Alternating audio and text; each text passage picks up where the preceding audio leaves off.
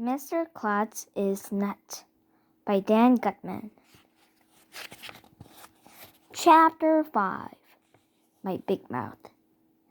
It just so happens that I know of the perfect way to get sent to the principal's office. All you have to do is put a tag on the teacher's chair.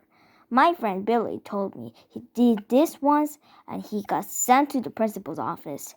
I waited until recess when Andrea and Emily ran off to play with the girls. Then I told the plan to my best friend Ryan and Michael. "That's genius!" exclaimed my best friend Ryan. "What if Miss Daisy gets hurt?" asked Michael. "She won't get hurt," I told him. "She'll jump up so fast that she won't hardly feel it." So, at the end of recess, the three of us snuck back into our classroom. It was empty. Miss Daisy was eating in the teacher's room. Ryan pulled a tag out of the bulletin board and put it on Miss Daisy's chair. Then we ran out to the playground just as the end of recess bell was ringing. When we filed back into the class, Ryan, Michael, and I could barely look at one another because we were afraid we'd burst out laughing. I could hardly wait to see the look of Miss Daisy's face when she sat on her chair. Well, when Miss Daisy sat down, the most amazing thing happened. Nothing. She didn't jump up or anything. She just sat there.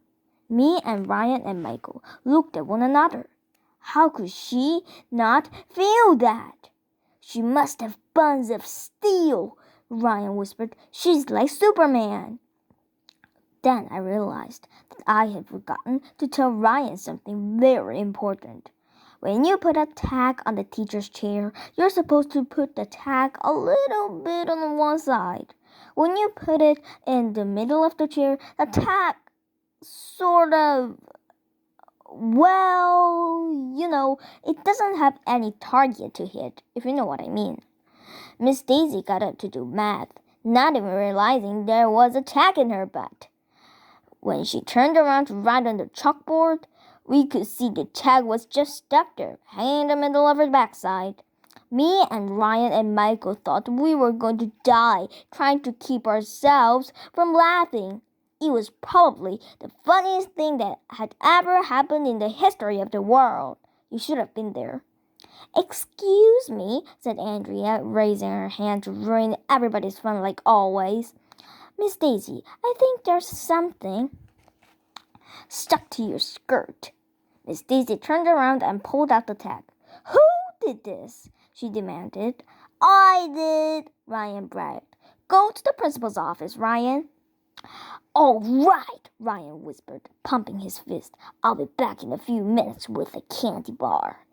"Is there anyone else who wants to go to the principal's office?" Miss Daisy asked. "I do," said Michael. "Can I go again?" I said. "Hey, I asked first," Michael complained. "Quiet, both of you."